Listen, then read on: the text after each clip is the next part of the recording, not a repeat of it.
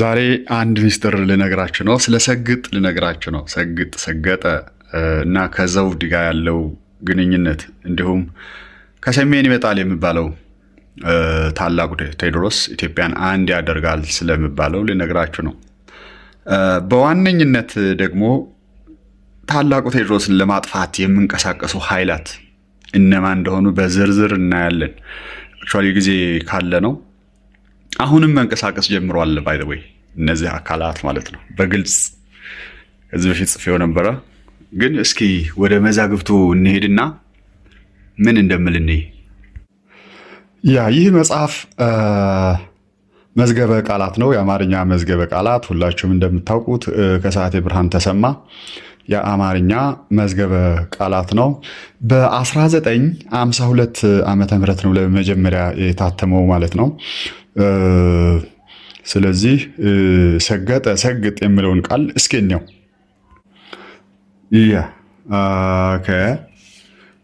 አሁን እዚህ ጋር ሰግጥ የሚል እናገኛለን። ወደ 10 ናቸው ባይዘው ጠቅላላ እንደምታዩት ነው። የስ አሁን ወደ 10 ቃላቶች አሉ እንደምናያቸው። ሰግጥ ከዚህ ጀምሮ መቁጠር እንችላለን፣ ከዚህ ጀምረን ማለት ነው። ስለዚህ ጠቅላላ ወደ 10 ቃላቶች ናቸው። 10ሩም ትርጓሜያቸው በጣም ተመሳሳይ ነው። ባይዘዌ ሰገጠ እንግዲህ ሰፋ፣ ከመስፋት ጋር ከማጌጥ ጋር የተያያዘ ነው። ሁለተኛው ደግሞ ከእርሻ መሬት ጋር የተገናኘ ነው። የእርሻ መሬት ስጠነክር በጣም ጠንካራ ሲሆን ለማረስ ብዙ ጉልበት የሚፈልግ ሲሆን ሰገጠ ይባላል። ብዙ ጊዜ በራዳ ቋንቋ አሁን በቅርብ ጊዜ የጀመረው ፕሮባብሊ በጥቂት ዓመታት ውስጥ የጀመረው አዲስ ትርጓሜ ከዛ ከእርሻ ጋር በተገናኘ ነው። እንግዲህ ሰገጠ፣ ደረቀ፣ አስቸገረ ለማለት አይነት ነው። ግን ዋና ትርጉሙ እዚህ አለ፣ በአስደናቂ መልኩ እዚህ ጋር አለ። አይደል ነው በደንብ እየተያየ ስለመሆኑ እዚህ ጋር ሰገጠ ይላል። ተቀዳጀ ዘውድን አክሊልን እያለ ራስ አፍኖን በራስ ላይ የምታሰር ነገርን ሁሉ በራሱ ላይ አስጌጠ፣ ተቀዳጀ። ኤኒዌይ እዚህ ምንድን ነው አክሊልን ዘውድን በራሱ ላይ አደረገ፣ አጠለቀ፣ አሰረ ለማለት ነው።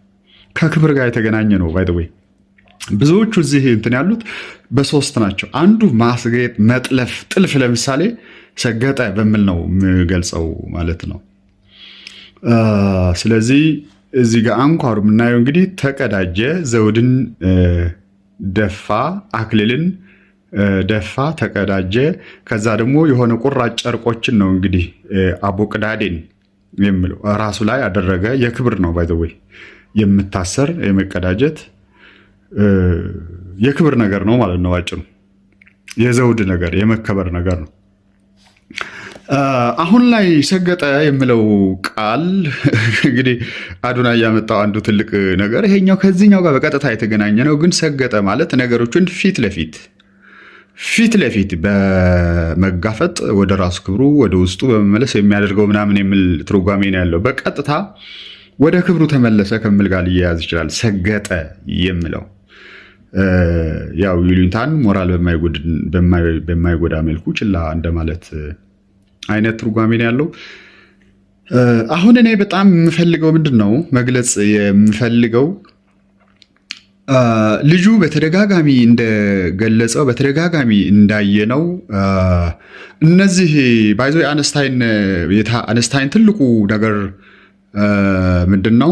አነስታይንን እያወዳደርኩ አይደለም ከአዶናይ ጋር በት የአነስታይን ታላቁ ሚስጥር የሚባለው ታላቁ ስኬት የሚባለው ሳይንቲስቶች ሁሉ በየጊዜው የሚመሰክሩለት ምንድን ነው? ጀነራል ሪሌቲቪቲን ዴቨሎፕ በሚያደርግበት ጊዜ ታሳቢ ሊሆኑ የሚችሉ በሚሊዮን የሚቆጠሩ ፋክተርስ ነበሩ። እነዚህ ቫሪያብልስ ልንላቸው እንችላለን። ከነዚህ ቫሪያብሎች ሁሉ 3 ብቻ ነበር የመረጠው። 3 ቫሪያብሎች መርጦ ሙሉ ዩኒቨርስን ዲፋይን የሚያደርግበት በአንድ ኢኩዌሽን ፍሬም አደረጋቸው ማለት ነው። አሁን የአንስታይን ታላቅነት ከነዚህ ሁሉ ሚሊዮኖች 3ቱን የመረጠበት መንገድ ነው። ስለዚህ ሰግጥ የምለው አሁን ምንድነው አላማህ ላይ ውስጥህ ላይ አትኩር ነው፣ ፖዚቲቭ ላይ አትኩር የሚል ነው። ይህንን ማንም መቃወመው የለም በየትኛውም መልኩ ማለት ነው። አሁን የእሱ ተቃዋሚ የምነሱ ከመጀመሪያ ጀምሮ የልጁ ብሄበር በትክክል የኢትዮጵያን እሴት ይዞ የተነሳ ልጅ ነው። ባይ ዘ ወይ ከመጀመሪያ ጀምሮ ማለት ነው። አክቹዋሊ እኔ እከታተለው አልነበረም።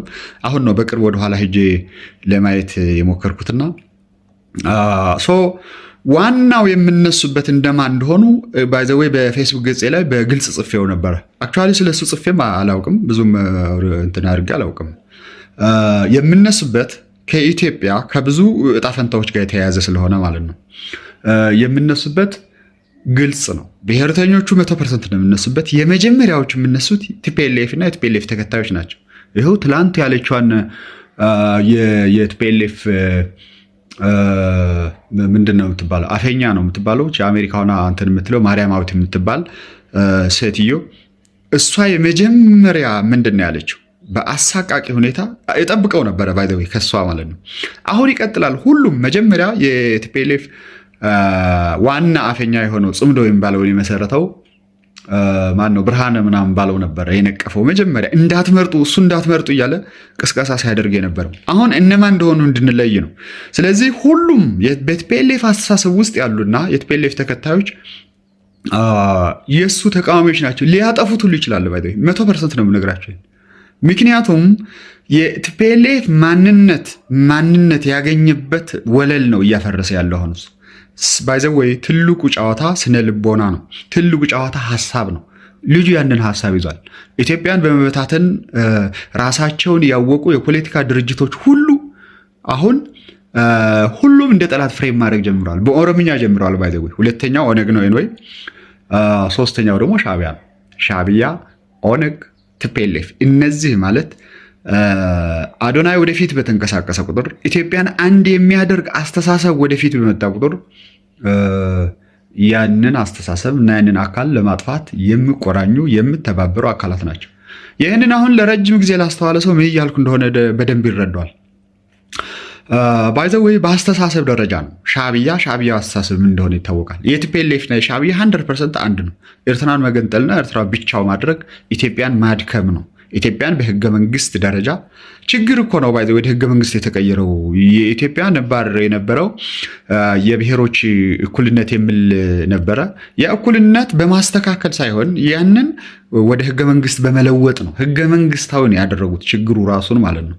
ስለዚህ ኢትዮጵያን አንድ አደርጋለሁ ስል ይህ አካል ከምን አይነት ኃይሎች ጋር እየተጋፈጠ እንደሆነ ነው። ምን አለች ያቺ ማርያማዊት የምትባለዋ? እሱ ትግራይን ዋጋ ሊያስከፍላት ይችላል ማለት ኢትዮጵያን አንድ ካደረገ ትግራይን ዋጋ ያስከፍላታል ነው። ሁለተኛ ደግሞ በአደገኛ ሁኔታ እሱና ቤተሰቡ ልናጠፋቸው እንችላለን ያለችው። ደግሞ አሁን እንደዛ አይነት ፖለቲካል እንትኖቹ ሰው መግለጽ ያለበት ጊዜ አይመስለኝም። ባይዘወይ እሱ አሁን ፖለቲካሊ አይደለም እያሰበ ያለው በእሱ በእሴት አንድ አደርጋታለሁ ነው እያለ ያለው። ግን እሴቱ አንድ ከሆነ አንድ የምትሆንበት ቀጣዩ መንገድ ግልጽ ስለሆነ ማለት ነው። ባይዘው ኢትዮጵያን አንድ አደርጋለሁ የሚል በ20 ዕድሜው ያለ ሰው በመነሳቱ ወጣቱ ተቀባይነት በማግኘቱ ብቻ በጣም ትልቅ ነገር ነው። ይሄ አስተሳሰብ ነው። ይህ አስተሳሰብ በእጅጉ ነው እየጎመራ የሚሄደው። አዶናይ ፈጸመውም አልፈጸመውም ይሄ እየሰፋ ነው የሚሄደው እሴቱ ማለት ነው።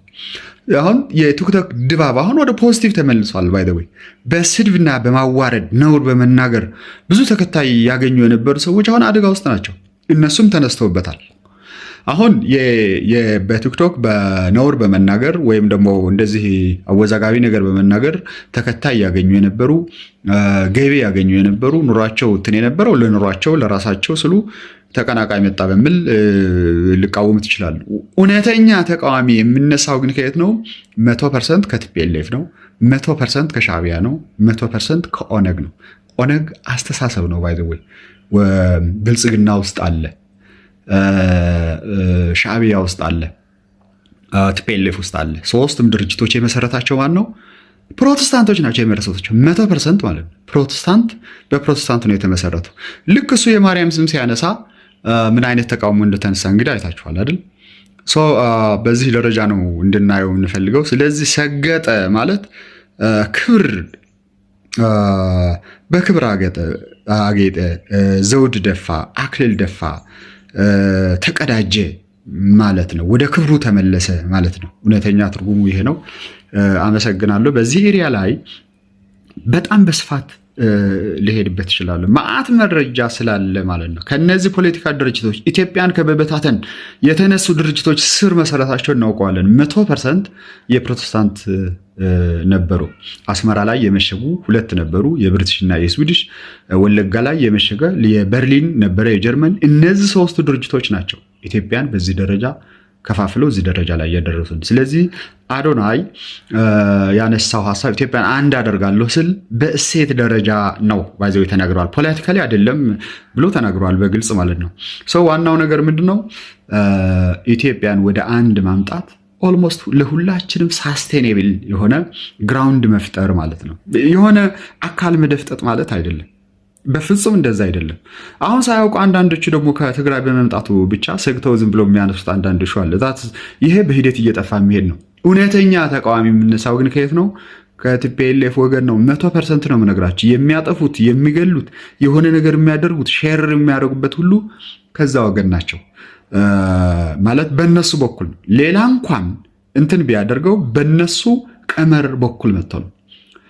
ሌላው ደግሞ የኤርትራ ህልውና መሰረት ያደረገው የኢትዮጵያ መበታተን ላይ ነው።